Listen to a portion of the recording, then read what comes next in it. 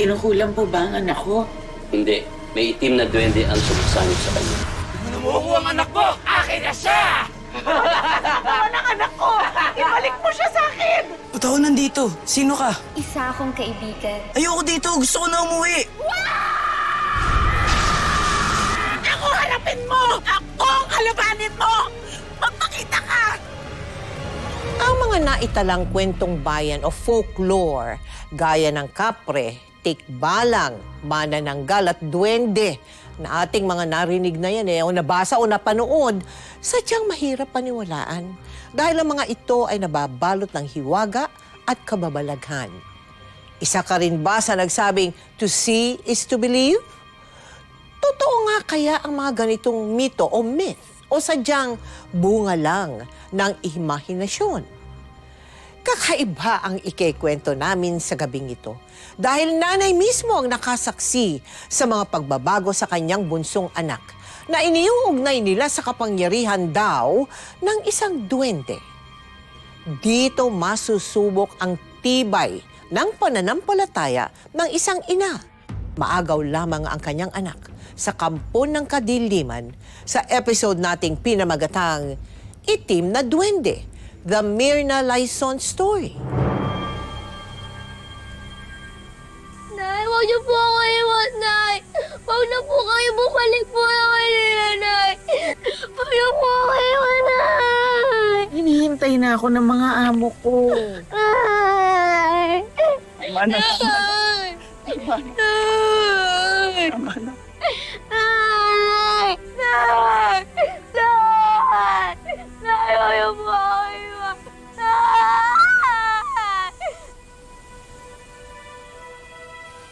Kawawa ka naman, Rex. Wala ka ng nanay, ha? Bakit?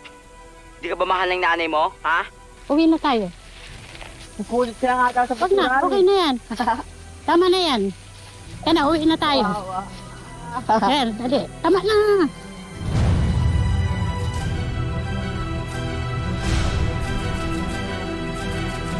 Myrna, kwento mo nga sa amin bakit bumalik ka sa Bicol noon at bumalik ka sa mama mo, no? Sa Malabon po kami Malabon, nakatira oo. noon. Oo. Ayun po kasing tinitira namin. Diyan siya po yun eh. One time po nasunog po yung bodega na yun. Oo.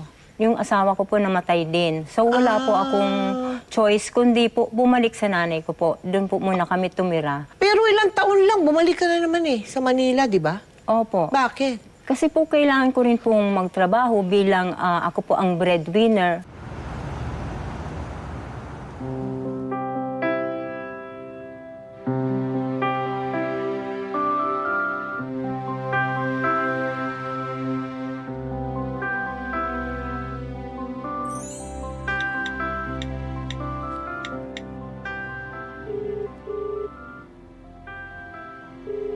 Nay! Kumusta na kayo dyan sa Bicol? Naku, nabalitaan niyo ba yung mga batang kinikidnap? Tapos binibenta yung laman loob? Diyos ko naman, napakahalang ng kaluluwa ng mga gumagawa ng ganyan. Ay naku, Nay. Nangyayari talaga yan. Ang dami nang nawawalang bata. Si Aiza, nandiyan ba? Pakausap naman. Aisa, mama mo. Oh, Ma, Aiza! Anak, kumusta ka? Naku, anak. Si Rex, ha? Kailangan mo bantayan. Alam mo, ang daming nawawalang bata dito. Ma, wala naman pong mga kidnapper na kumukuha sa mga bata dito eh. ang meron po, engkanto. wait, kung bata ka ha, huwag mong ginagawang katatawanan yung mga yan, ha? Hoy, saan ka na naman galing? Ba't ang dungis-dungis mo?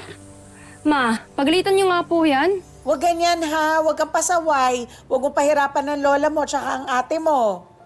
Alam mo naman yung lola mo. Baka mamaya lumala yung diabetes niyan. Pati yung Kuya Ariel mo, baka magalit sa'yo pag nalaman na pinapahirapan mo sila dyan. Ma, kailan ka po ba kasi uuwi? Natatagalan pa anak eh. Hindi ko kasi maiwan yung anak ng amo ko. Buti pa nga po sila, naaalagaan nyo. Ma, miss na po kita. Miss na miss ko rin kayo dyan. Pasensya ka na anak ha. Kailangan talaga magsakripisyo. Fisyo eh. Lahat naman itong ginagawa ko para sa inyo. Eh ma, sana nga po, magkasama-sama na tayo. Si Papa patay na. Si Kuya may sarili ng pamilya yun. Tapos, ikaw wala ka pa dito. Sana nga magkasama-sama na tayo ulit. Eh ma, parang di mo na nga yata kami mahal eh. Rex! Huwag kang bastos kay Mama! Bumalik ka nga dito! Hindi na. Hayaan mo na. Pagpasensyaan na lang natin.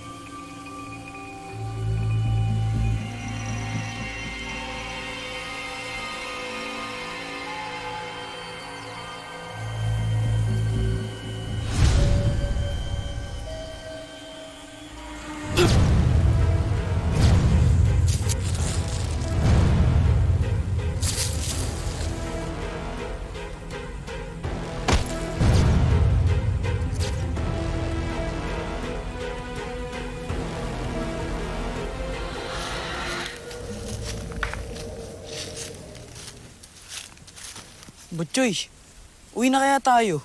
Uwi ka mag-isa. Mangunguha pa ako ng santol dun. Pwede, bala ka dyan, basta uwi na ako. Di umuwi ka. Duwag ka naman eh. Anong duwag? Eh, naniniwala ka nga sa mga kwento-kwento na may nagpapakita mga engkanto dito eh. Bobo ka ba? Tingin mo naniniwala ako dun? Hindi ah. Sus, bala ka nga dyan. Oh, ano nangyari sa'yo? Sakit. Aray! Aray! Aray, hindi ko magalayo pa ako. Ang sakit. Hala ka. Baka nanuno ka na. Uy, matawa talaga to. Aray, ang sakit. Aray.